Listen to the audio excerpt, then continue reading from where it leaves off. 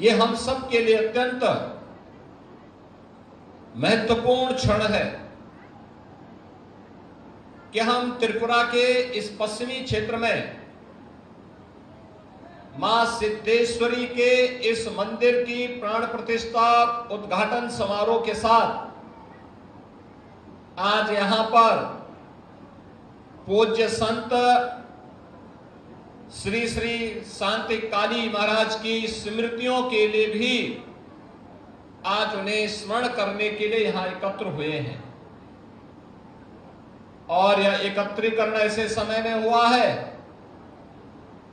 जब एक ओर हम त्रिपुरा के अंदर एक लोकप्रिय सरकार के सानिध्य में जो डबल इंजन की सरकार है, डबल स्पीड के साथ विकास और त्रिपुरा के सर्वांगीण विकास के लिए कार्य कर रही है, तो दूसरी ओर हम सबके सामने धार्मिक क्षेत्र में भी हो रही प्रगति जहां हमारे लिए उल्लेखनीय है, लेकिन वहीं बगल में आपकी हजारों किलोमीटर से जुड़ी हुई सीमा के अंदर जो हमारे बंधुगण रह रहे हैं उनकी क्या स्थिति है, यह आप सबसे किसी से भी छुपी हुई नहीं है। बहनों और भाइयों, हम सबको इस बारे में ध्यान रखना होगा। धर्म एव हतोहंति धर्मो रक्षति रक्षिता। अगर आप धर्म की रक्षा करेंगे तो धर्म आपकी रक्षा करेगा, लेकिन अगर आप अपने स्वार्थ के लिए उस धर्म का बलिदान कर रहे हैं तो वह धर्म भी आपके साथ उसी प्रकार का व्यवहार करेगा। हमारी सनातन मान्यता रही है, यतो धर्मस् ततो जय, और यही हम सब की शिक्षा है। हम सब आज एक भारत श्रेष्ठ भारत के रूप में पूरे देश के अंदर उत्तर दक्षिण पूरब पश्चिम एक मजबूत भारत के लिए कार्य कर रहे हैं। प्रधानमंत्री मोदी जी का संकल्प, उनका सामर्थ्य और उनकी विजनरी लीडरशिप हम सबको एक नई यात्रा के साथ आगे बढ़ा रही है। और हम सब ये भी जानते हैं कि भगवान श्री कृष्ण की जब स्मृति हम सबके सामने आती है तो भगवान श्री कृष्ण एक हाथ में मुरली है तो दूसरे हाथ में सुदर्शन भी तो है उनके हाथ में। केवल मुरली से काम नहीं चलेगा, बल्कि सुरक्षा के लिए सुदर्शन भी आवश्यक है। और सुदर्शन भी जब आपके सामने होगा तो फिर किसी श्री श्री शांति काली महाराज को अपना बलिदान नहीं देना पड़ेगा।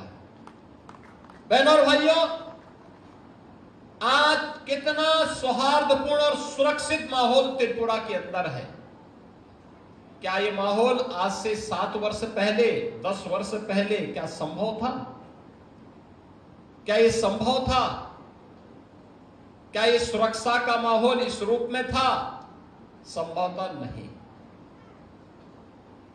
मुझे याद है जब पूज्य संत शांति काली महाराज ने आश्रम की श्रृंखला को खड़ा करके अपने कार्यक्रमों को आगे बढ़ाया था 1994 में, उनका कार्य अद्भुत था, सराहनीय था, हम सबके लिए एक नई प्रेरणा है, अभिनंदनीय है। और शांति काली महाराज ने उस समय जो संकल्प लिए थे, आज चितरंजन महाराज उस कार्यक्रम को मजबूती के साथ बिना रुके, बिना डिगे, बिना थके कार्य कर रहे हैं और इसीलिए तो भारत सरकार भी आज आपका अभिनंदन कर रही है। पद्म पुरस्कार भारत का सर्वोच्च पुरस्कार है, नागरिक सम्मानों में से एक है।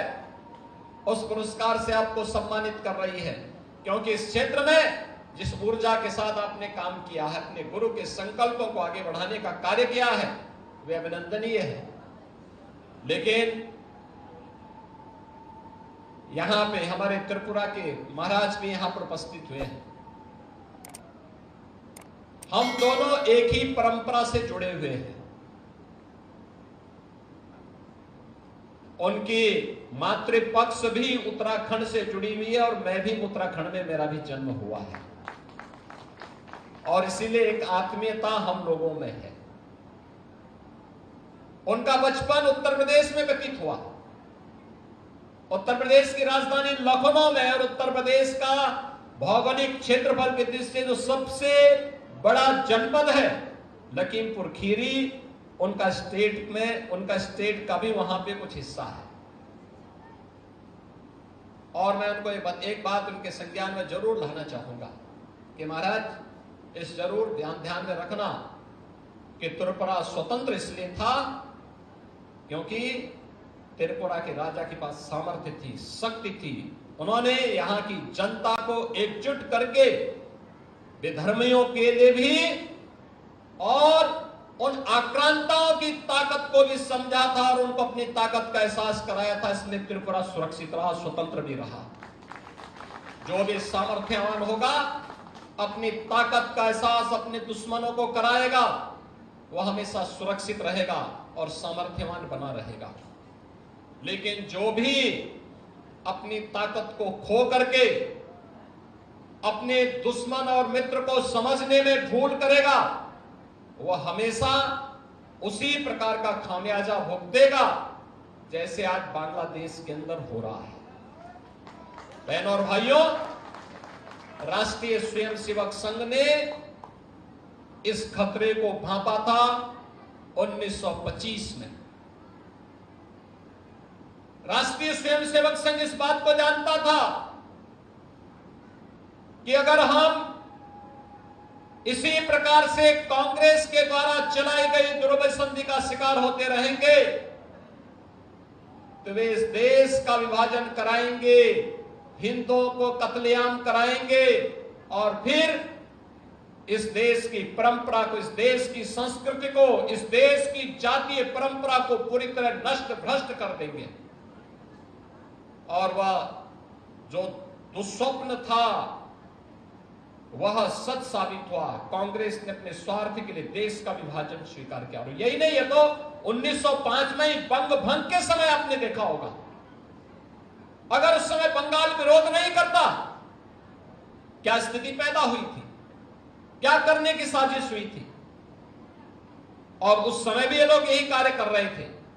और राष्ट्रीय स्वयंसेवक संघ आज केवल भारत में ही नहीं, पूरी दुनिया के अंदर सरस्वती शिशु मंदिर और विद्या भारती के नाम पर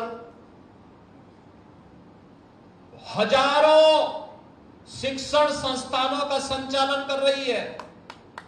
उसकी पहली विद्यालय की शुरुआत 1950 में गोरखपुर से होती है। इसलिए मुझे याद है गोरखपुर से इसकी शुरुआत होती है। गोरखपुर में इसका शुभारंभ होता है।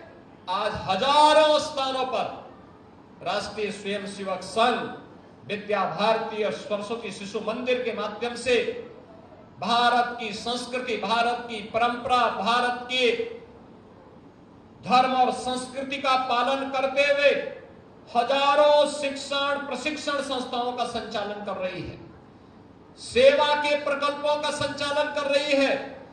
1 लाख से अधिक गांवों में एकल विद्यालय संचालन का काम अकेले विश्व हिंदू परिषद पूरे देश के अंदर जनजातीय क्षेत्रों में कर रहा है।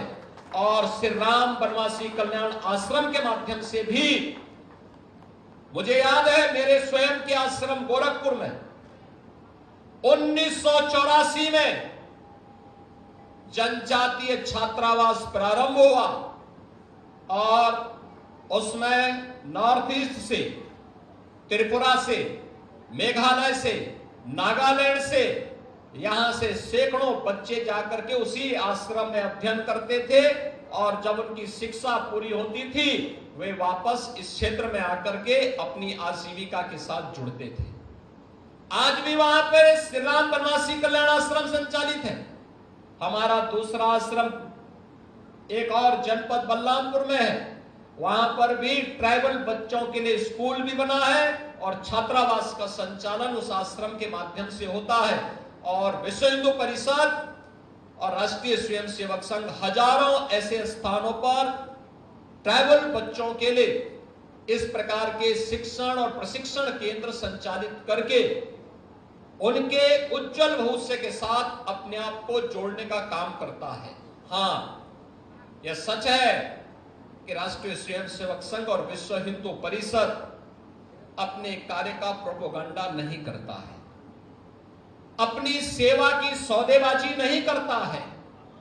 हम सेवा करते हैं इसलिए क्योंकि सेवा हमारे लिए ईश्वरीय सेवा है, मानव सेवा हमारे लिए ईश्वरीय सेवा है। ईश्वरीय सेवा मान करके हमारा एक एक प्रचारक, एक एक कार्यकर्ता, एक एक स्वयंसेवक, एक एक नागरिक इस अभियान के साथ जुड़ करके सेवा के इस प्रकल्प के साथ जुड़ता है। और यही कारण है कि विश्व हिंदू परिषद के नेतृत्व में पूज्य संतों के मार्गदर्शन में चलाया आंदोलन इस सदी की सबसे बड़े आंदोलन के रूप में अयोध्या में जो लोग कहते थे कभी संकल्प पूरा नहीं होगा, 5 सदी का इंतजार समाप्त करते हुए अयोध्या में भगवान राम का भी भव्य मंदिर के निर्माण का कार्य पूरा हो गया। अयोध्या में भगवान राम का भव्य मंदिर बन गया है।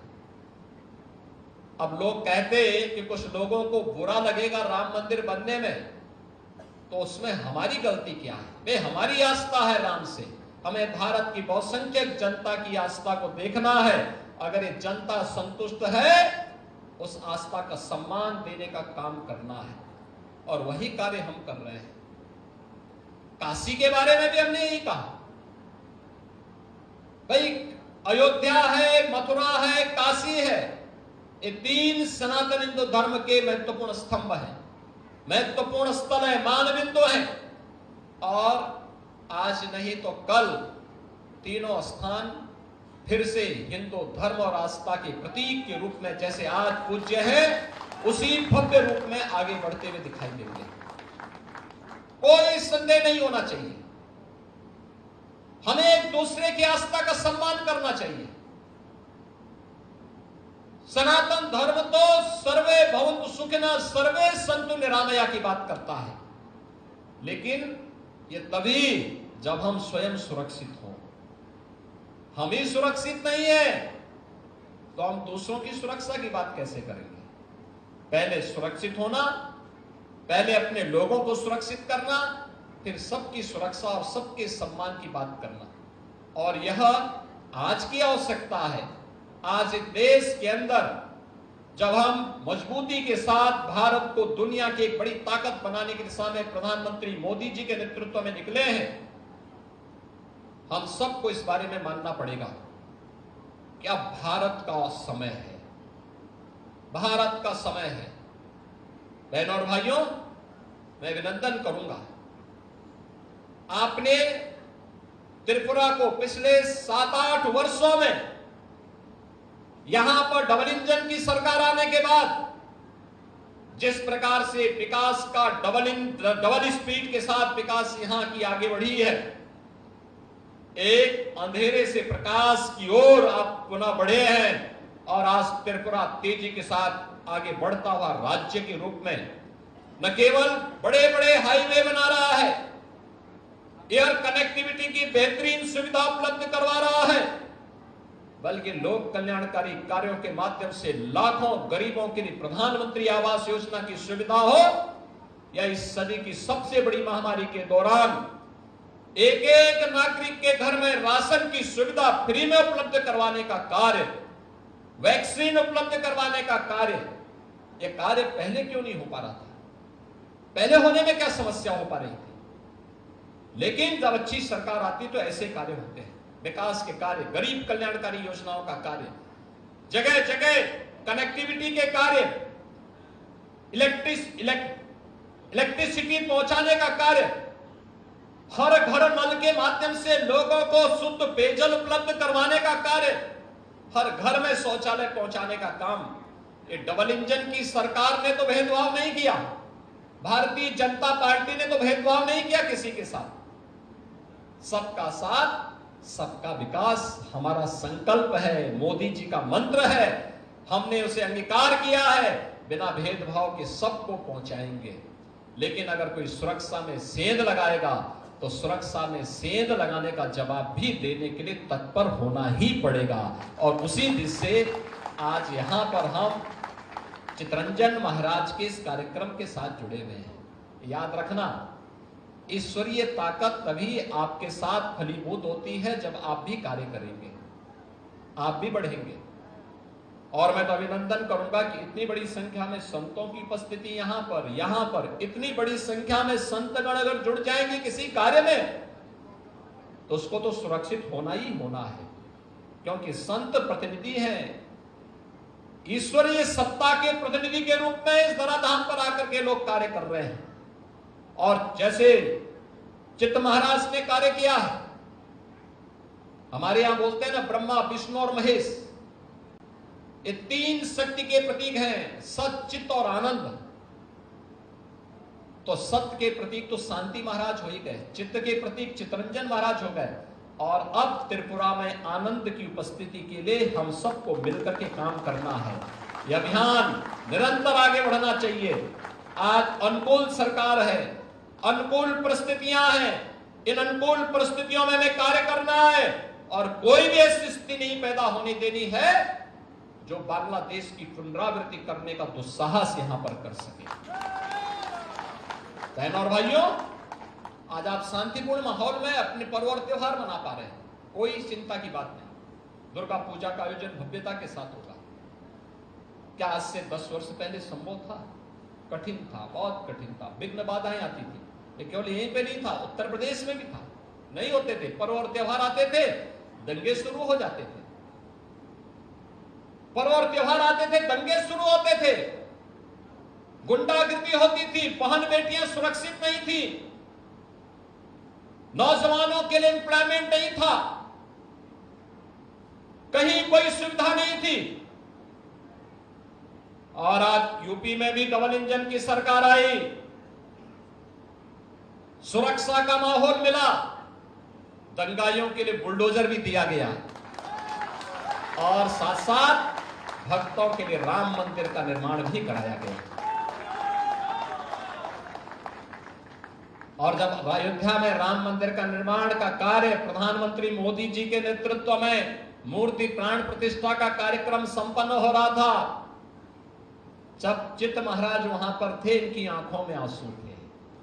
मैं देख रहा था, मैंने वह दिन भी देखा है जब चित्त महाराज अपने पूज्य गुरुदेव की हत्या के बाद विश्व हिंदू परिषद के उस समय के अंतर्राष्ट्रीय कार्यकारी अध्यक्ष सदैव अशोक सिंघल जी के पास आए थे कि मेरी सुरक्षा क्या करूं मैं।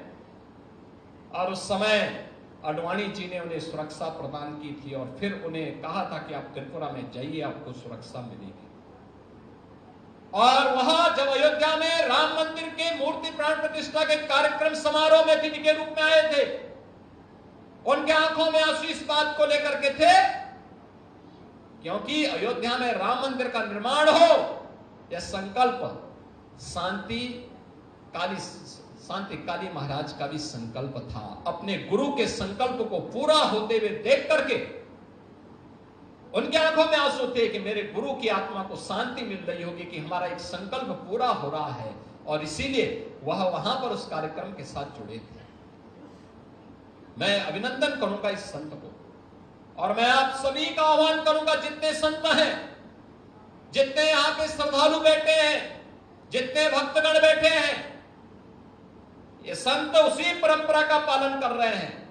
याद रखना, विधर्मी को जब भी अवसर मिलेगा और जब भी वह ताकतवर होगा, वह अपनी उस मनसा के अनुरूप कार्य करेगा। कहीं पे शांति काली महाराज की हत्या करेगा, कहीं स्वामी लक्ष्मणानंद जैसे संतों की हत्या करेगा। लेकिन हमें इन लोगों को फिर से अवसर नहीं देना है। इसके लिए अनुकूल सरकार, अनुकूल परिस्थितियां, इन संतों के साथ खड़े होकर के धर्म के प्रचार के लिए अपना कार्य करिए, लगिए। सनातन धर्म हर पंथ और उपासना विधि का सम्मान करता है, हर एक का सम्मान करता है। हमारे यहां बौद्ध हो, जैनी हो, सिख हो, उपासना विधि में आप किसी भी परंपरा को मानने वाले हो, आप देवी को माने, आप कृष्ण को माने, आप तंत्र की परंपरा को माने, आपके लिए इसमें भेद नहीं। लेकिन हमें इस बात को मान के चलना चाहिए कि हमारा देश सुरक्षित रहना चाहिए, हमारा धर्म सुरक्षित रहना चाहिए। और इसके लिए हमें आह्वान करना होगा कि फिर से किसी शांतिकाली महाराज को, किसी स्वामी लक्ष्मणानंद जी को अपना बलिदान देने की नौबत ना आने पाए। इसके लिए इन संतों का सानिध्य लेकर के धर्म जागरण के इस पवित्र अभियान को आगे बढ़ाने की आवश्यकता है। और मैं आपको आश्वस्त करता हूं, आप सभी लोग आगे बढ़ेंगे तो हम भी आपके साथ खड़े होंगे, आपके साथ मिलकर के इस अभियान को आगे बढ़ाने में पूरा सहयोग करेंगे। मैं भी आपको इस बात के लिए आश्वस्त करता हूं, हर प्रकार का सहयोग हम लोग करेंगे। ये डबल इंजन सरकार के मुखिया स्वयं त्रिपुरा के अंदर डॉक्टर मानिक सरकार जी यहां बैठे, शाह जी यहां बैठे हैं, मानिक शाह जी यहां बैठे हैं, श्री विप्लव देव जी यहां बैठे हैं, श्री राजीव भट्टाचार्य जी यहां बैठे हैं, हमारे तमाम यहां त्रिपुरा के महाराज यहां बैठे हैं, हमारे पूज्य संत जन यहां बैठे हैं। इन सबका सानिध्य एक साथ मिलकर के बनेगा तो त्रिपुरा को फिर से माता त्रिपुर सुंदरी के पवित्र धाम के रूप में विकसित होने में, एक विकसित राज्य के रूप में, आत्मनिर्भर राज्य के रूप में स्थापित होने में बहुत देर नहीं लगने वाली है। अब अच्छी दिशा में कार्य आगे बढ़ चुका है और हमें उस दिशा में मिलकर के फिर कार्य करना है। लेकिन अपने मित्र और शत्रु को पहचानने की ताकत को भी पालना होगा। अगर हम पालेंगे, अगर हम सही तरीके से ही दिशा में आगे बढ़े तो हमारा भविष्य उज्जवल होगा, कोई हमारा बाल बांका नहीं कर पाएगा। और हमें इस दिशा में पूरी पवित्र हृदय के साथ आगे बढ़ने की आवश्यकता है। मैं यहां पर से चित्त महाराज को इस बात के लिए अभिनंदन करूंगा, उन्होंने बहुत वो किया। यद्यपि यहां पर जो कार्यक्रम था शांतिकाली महाराज का, उनका बलिदान दिवस 27 अगस्त को पड़ता है और उस दिन हमारा कार्यक्रम यहां पर था। यहां पर उस समय एक आपदा आ गई थी, कार्यक्रम स्थगित हुआ और मैं भी इस बात को मानता था कि हो सकता है कार्यक्रम हो गया हो। लेकिन डॉक्टर मानिक शाह जी का फोन और पूज्य संत चितरंजन महाराज स्वयं लखनऊ पधारे, उन्होंने कहा कि मैं तो कार्यक्रम हम लोगों का वहां पर तभी होगा जब पूज्य संतों का सानिध्य मिलेगा और आप भी उस कार्यक्रम में अगर भागीदार बनेंगे तो हमें अच्छा लगेगा। मैंने कहा वे आपके पूज्य गुरुदेव ने धर्म के लिए, देश के लिए अपने आप को बलिदान किया, हमारा दायित्व तो बनता है कि उनकी स्मृतियों को आगे बढ़ाने के लिए कुछ भी योगदान कर सकें। जब आप कहेंगे हम आपके बीच उपस्थित होंगे। और आज बहनों और भाइयों, मुझे बहुत अच्छा लगा आपकी श्रद्धा देख करके, आपका समर्पण देख करके, धर्म के प्रति आपकी निष्ठा देख करके, अपने जनजातीय बंधुओं के बीच में रह करके 150 आश्रम में रह करके शिक्षा का अध्ययन कर रहे हैं। एक आश्रम में 350 बच्चे हैं, एक में 250 बच्चे हैं। ये सभी बच्चे भारत के कर्णधार बनेंगे, भारत को एक नए भारत के रूप में, विकसित भारत के रूप में स्थापित करने की नींव चितरंजन महाराज के द्वारा रखी जा रही है। और इसमें हम सबका सहयोग मिलना चाहिए, पूरा सहयोग मिलना चाहिए। और याद रखना, अयोध्या में राम मंदिर का निर्माण हो या फिर त्रिपुरा में त्रिपुर सुंदरी मां त्रिपुर सुंदरी के मंदिर के सुंदरीकरण और पुनरुद्धार कार्य का जो कार्यक्रम यहां पर प्रारंभ किया है डबल इंजन की भारतीय जनता पार्टी सरकार ने, ये दोनों विकास और विरासत की कड़ी को आगे बढ़ाने का ही अभियान है। याद रखना, दोनों साथ साथ चलने चाहिए।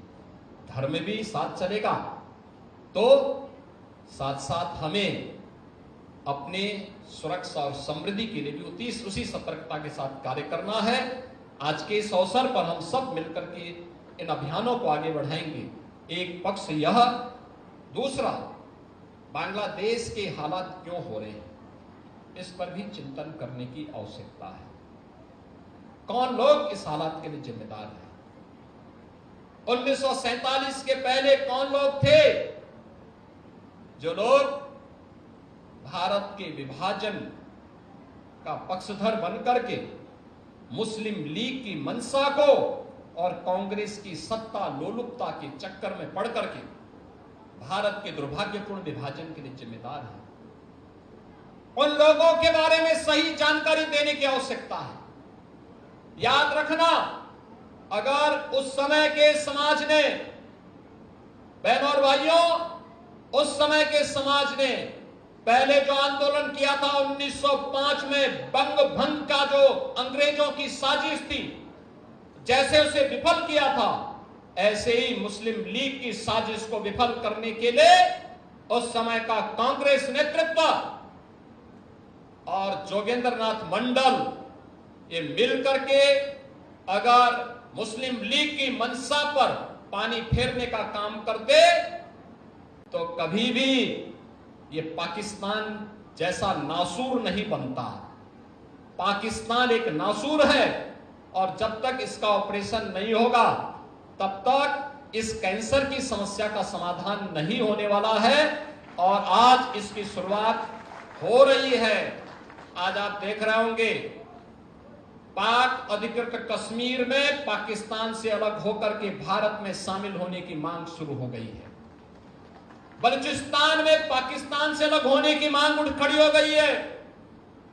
और एक पाकिस्तान जब तक इस धरती पर है, याद रखना, ये मानवता का कैंसर है। इस कैंसर का समाधान ये मानवता का भी कैंसर होगा और इसका उपचार समय रहते दुनिया की ताकतों को मिलकर के करना होगा और सबसे ज्यादा सतर्क भारतवासियों को रहना होगा। निश्चित ही समाधान के रास्ते निकलेंगे। एक विकसित और आत्मनिर्भर भारत की परिकल्पना के लिए पूज्य संतों के सानिध्य में उनके संकल्पों के साथ आगे बढ़ते हुए हम डबल इंजन सरकार के कार्यों को मजबूती के साथ जमीनी धरातल पर उतारने का कार्य करेंगे।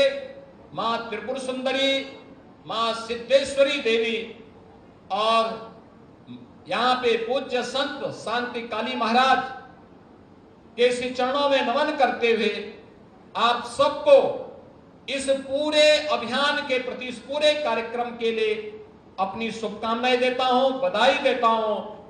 चित्त महाराज को हृदय से अभिनंदन करता हूं और यहां की सरकार को भी, जिन्होंने इस पूरे कार्यक्रम के साथ त्रिपुरा काउंसिल के हमारे यहां पे त्रिपुरा के महाराज यहां पर आए हैं, इनको भी, इनके पूरे टीम को भी हृदय से धन्यवाद देते हुए कि वे निरंतर त्रिपुरा के विकास के साथ मिलकर के हम उन सपनों को साकार करें जो एक सुरक्षित और समृद्ध त्रिपुरा की परिकल्पना को साकार कर सकता हो। वह परिकल्पना डबल इंजन की सरकार करके दिखाएगी। आज के इस अवसर पर आप सबको मैं मां त्रिपुर सुंदरी और मां सिद्धेश्वरी का आशीर्वाद और उनकी कृपा निरंतर प्राप्त होती रहे। शांति काली महाराज का आशीर्वाद आप सबके ऊपर बना रहे, इस कामना के साथ इस पूरे कार्यक्रम के प्रति मैं अपनी मंगल में शुभकामनाएं देता हूं। धन्यवाद। जय हिंद, जय जय श्री राम।